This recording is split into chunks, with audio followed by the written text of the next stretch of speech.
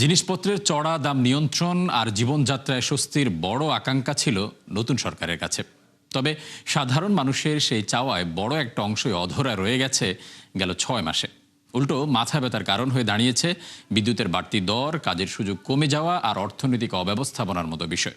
ফলে এখনও ঋণগ্রস্ত কিংবা সঞ্চয় ভেঙে দিন পার করছেন বড় একটা জনগোষ্ঠী। বিশেষজ্ঞরা বলছেন, কেবল ফ্যামিলি বা কৃষক কার্ড নয়, সংকট সমাধানে দরকার সমন্বিত পরিকল্পনা। রাকিব আল জাবেদের রিপোর্ট। সকাল থেকে সন্ধ্যা পর্যন্ত এমন হাড়ভাঙা পরিশ্রমের পরও দুবেলা খেয়ে পড়ে বেঁচে থাকতে কষ্ট হয় দেশের বড় একটা জনগোষ্ঠীর। একদিকে জিনিসপত্রের চড়া দাম, অন্যদিকে নিম্নমুখী মজুরি হার। সব মিলিয়ে স্বস্তি নেই গ্রাম কিংবা শহরে। নদী ভাঙনে সব খুইয়ে পরিবার নিয়ে ৩ দশক আগে ঢাকায় পাড়ি জমান মোহাম্মদ সিরাজ। ভাঙাড়ির ব্যবসা তার আয়ের একমাত্র অবলম্বন, কিন্তু চড়া মূল্যস্ফীতির এই সময়ে হিমশিম খেতে হয় প্রয়োজনীয় খরচ জোগাতে। আক্ষেপ করে বলেন, বড় জনগোষ্ঠীকে ফ্যামিলি কার্ড দেয়া হলেও বাদ পড়েছেন তিনি। জিনিসপত্রের দাম বাড়তেছে, আমাদের ইনকাম বাড়তেছে না। হ্যাঁ, ইনকাম বাড়লেছে না, একটা জিনিসপত্র দামি দিয়ে খাওয়ান যায়। এখন তো ওই যে ইনকাম সোর্স কম, একটু কষ্টে বিতে আছে আর কি। না শুনছি ফ্যামিলি কার্ড দিতেছে, হ্যাঁ ফ্যামিলি কার্ড পাইতেছে, কিন্তু আমাদের এখানে কেউ আসেনি। গেল ৬ মাসে মুরগি কেনার সামর্থ্য হয়নি ষাটোর্ধ্ব সবুরা বেগমের। তাই ৬ সদস্যের খাবারের ভরসা এসব কম দামি চামড়া। জানান, সংসারের ব্যয় মেটাতে প্রতিনিয়তই ধার কর্জ করতে হচ্ছে প্রতিবেশীদের কাছে। গরিব মানুষ, আমরা কিনে খাইতে পারি না, আমরা চামড়াই খাই। এখানকার কষ্টই আছে। এই যে দেখেন না, 12 বছরে একদিন একটা মুরগা খাই না, কিছু খাই না, এই যে মুরগা চামড়া লেছি, টায়ার কারণে খাইতে পারি না।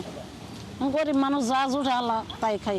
4.5 বছরের উপরে সাধারণ মানুষের মাথায় জগদ্দল পাথরের মতো চেপে আছে চড়া মূল্যস্ফীতি। শেষ 6 মাসেও তার কোনো কুলকিনারা করতে পারেনি বর্তমান সরকার, যা শহরের চেয়েও বেশি ভোগাচ্ছে গ্রামের নিম্ন আয়ের মানুষকে। ফ্যামিলি কার্ডের মতো কার্যকর উদ্যোগ শুরু হলেও তার সুফল পৌঁছায়নি সবখানে।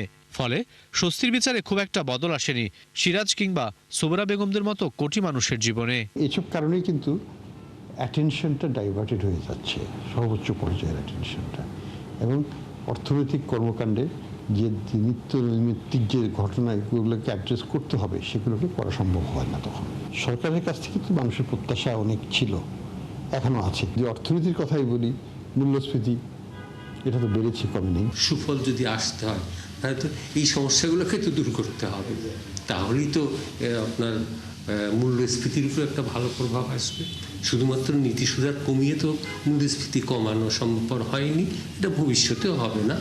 চলতি অর্থবছরে 7.5% মূল্যস্ফীতি নামানোর লক্ষ্য রয়েছে সরকারের, কিন্তু প্রয়োজনীয় কর্মসংস্থান তৈরি না হলে তা খুব একটা কাজে আসবে না সংকট সমাধানে।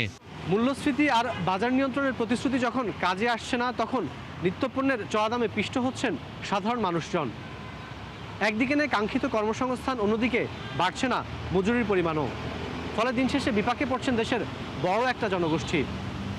বিশেষজ্ঞরা বলছেন যে সাধারণ মানুষের উন্নতি না হলে কাজে আসবে না অর্থনৈতিক অনেক পরিকল্পনাই।